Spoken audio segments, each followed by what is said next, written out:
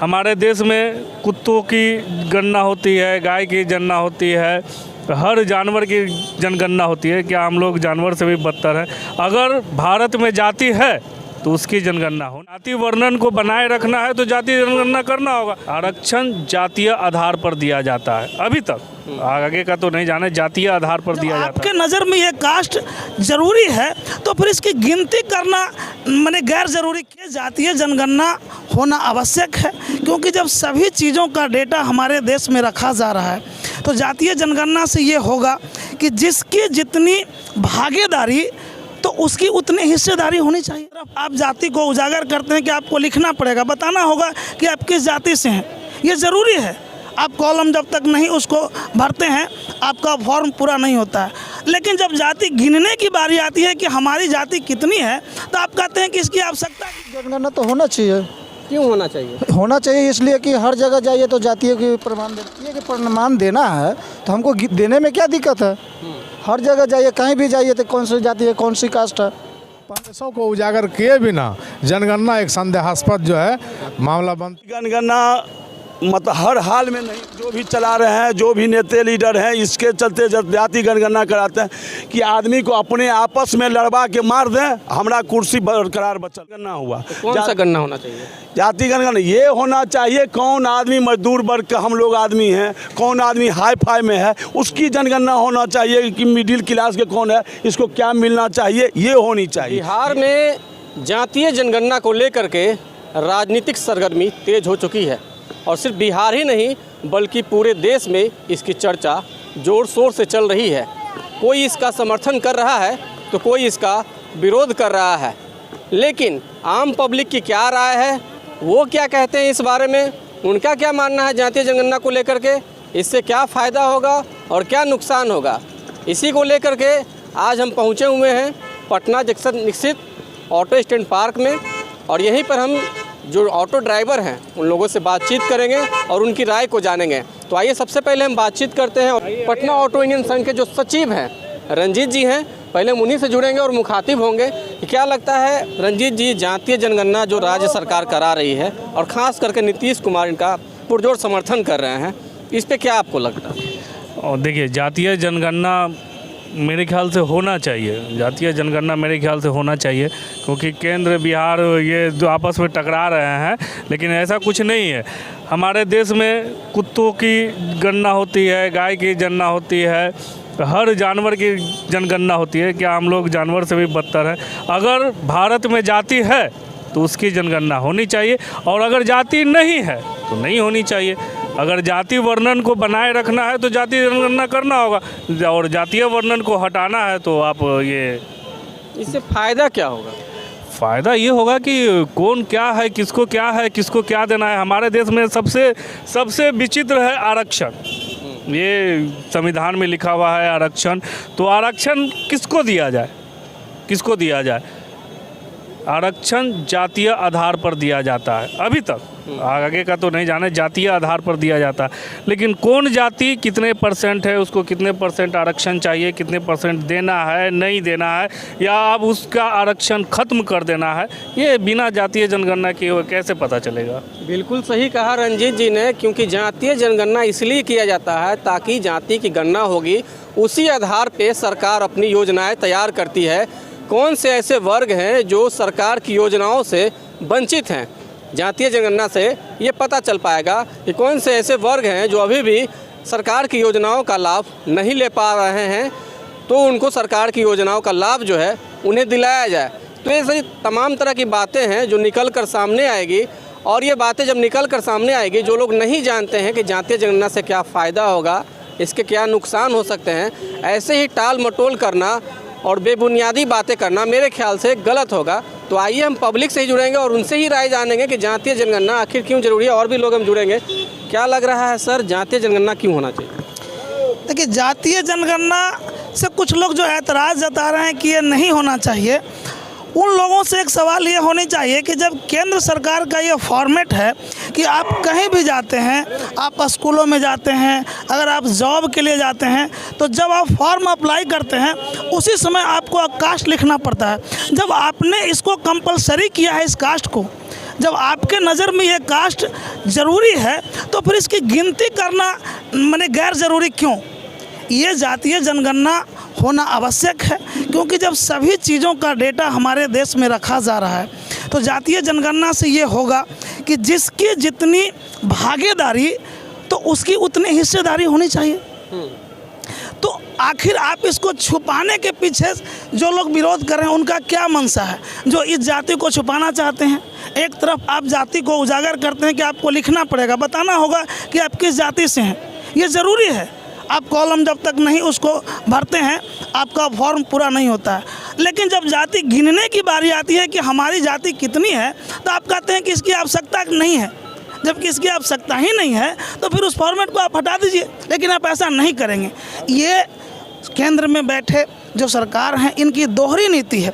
ये जो आज जिस तरीके से जो पिछड़ी जाति के लोग हैं, जिस तरीके से कितना हम लोगों का समाज में योगदान है और हम लोग उसका कितना लाभ ले पा रहे हैं, ये सरकार के पास इसका डेटा नहीं है।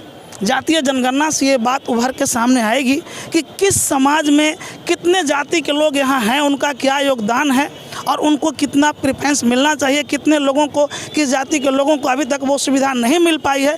ये सारी चीज़ होगी। अगर ये सारा डेटा अगर सामने आता है तो इससे क्या दिक्कत हो सकती है कि कुछ लोग इसके विरोध में हैं? ये तो बहुत अच्छी बात है कि जातीय जनगणना हो रही है। हर जगह आप देखेंगे पशु पक्षी, हमारे यहाँ गंगा में कितने डॉल्फिन हैं, हमारे पास शेर कितना है, चीता कितना है, हमारे यहाँ मोर कितने बचे हुए हैं, ये सारे चीज़ों का डेटा सरकार रखती है। तो फिर ये जातियों का डेटा रखने में प्रॉब्लम क्या है? चलिए, तो जातियों का डेटा रखने में क्या प्रॉब्लम है? आप किस जाति से हैं? जब आप किसी भी तरह का योजना का लाभ लेते हैं तो आपको उसमें अपना जाति बताना पड़ता है। तो जब आप योजनाओं का लाभ लेने के लिए आगे आ जाते हैं तो जातीय जनगणना के समय आप आगे क्यों नहीं आ रहे हैं? आखिर किस तरह का परसेप्शन आपके मन में बना हुआ है? तो ये सवाल आपको समझना होगा, क्योंकि जातीय जनगणना होगी तो सरकार को जो अपनी योजनाएं हैं उसे आसान बनाने में आसानी होगी।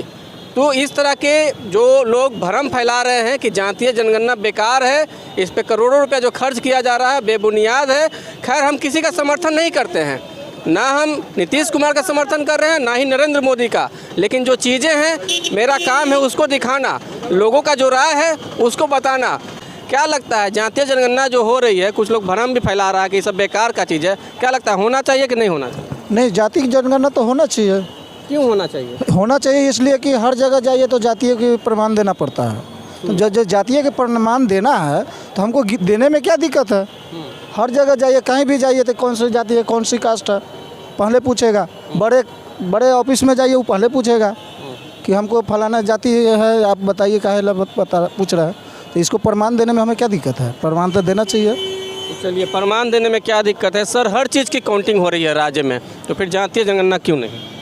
जातीय जनगणना क्यों नहीं, सवाल ये नहीं है कि आप जनगणना कीजिए, नो प्रॉब्लम, लेकिन जनगणना के उद्देश्यों को उजागर किए बिना जनगणना एक संदेहास्पद जो है मामला बनता है। इसी का विरोध जो है लोगों के द्वारा किया जा रहा है।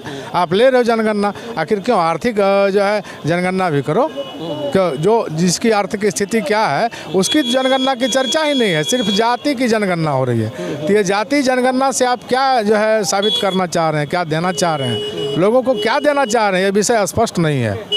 इसी चलते ये विरोधाभास की स्थिति है। योजनाएं आए, जनगणना हो, इसमें कहीं से दो मत नहीं है, लेकिन आर्थिक पहलू हरदम केंद्र बिंदु में रहे ताकि आर्थिक विषमता जो है उसकी खाई को पाटा जा सके और सही तरीके से सही लोगों तक जो है सरकारी मदद पहुंच सके। यानी कि आप यही कहना चाहते हैं कि ज़रूरी नहीं है कि जो नीचे वर्ग के लोग हैं वही कमज़ोर हैं, आर्थिक रूप से कमज़ोर हैं, ऊपर वर्ग में लोगों में भी कमजोरी है आर्थिक रूप। ये आर्थिक जनगणना कीजिए, ये जो जातिगत जनगणना कर रहे हैं इससे तो अच्छा होता। मैं मोदी जी को कहता हूँ, नीतीश बाबू को भी कहता हूँ कि आर्थिक जनगणना करवाते कि कौन आदमी किस लेवल में जी रहा है, उसकी जो है आमदनी क्या है, उसके परिवार कितने हैं, उसके बच्चे का मेंटेनेंस क्या है। ये जनगणना यदि हो जाती तो ये जो है देश बदलने में देर नहीं लगता। तो चलिए, जातीय जनगणना के साथ साथ आर्थिक जनगणना भी होनी चाहिए कि आखिर आर्थिक रूप से कौन लोग कितने समृद्ध हैं, उसी अनुसार से सरकार वैसे लोगों की भी मदद करे, उनके लिए कुछ योजनाएं उस तरह का भी ले करके आए। और भी कुछ लोग हैं, हम उनसे जुड़ेंगे और बातचीत करेंगे। चाचा क्या लग रहा है आपको, जातीय जनगणना नहीं आता है भाई। तब मैंने जातीय जनगणना कोई आपके घर पे करने आएगा तो कराएंगे कि नहीं कराएंगे? क्या नहीं कराएगा, करिए रहा है, कर रहा है, एकदम कर रहा है। जातीय जनगणना शुरू हो गया है? हाँ चालू है। चालू है। हाँ चलिए, जातीय जनगणना चालू है और लोग इसका समर्थन कर रहे हैं। जातीय जनगणना होना चाहिए, और क्यों होना चाहिए ये भी लोग बता रहे हैं कि जातीय जनगणना से क्या क्या फ़ायदा होगा। यदि सरकार जातीय जनगणना में करोड़ों रुपया खर्च कर रही है तो इसके पीछे मकसद क्या है। और भी एक सज्जन है, सर हम बात करें, क्या सर क्या लग रहा है, जातीय जनगणना क्यों होना चाहिए? जाति जनगणना मतलब हर हाल में नहीं होनी चाहिए, क्योंकि ये मतलब सरकार जो भी चला रहे हैं, जो भी नेता लीडर हैं, इसके चलते जाति जनगणना कराते हैं कि आदमी को अपने आपस में लड़वा के मार दें, हमारा कुर्सी बरकरार बचल रहेगा।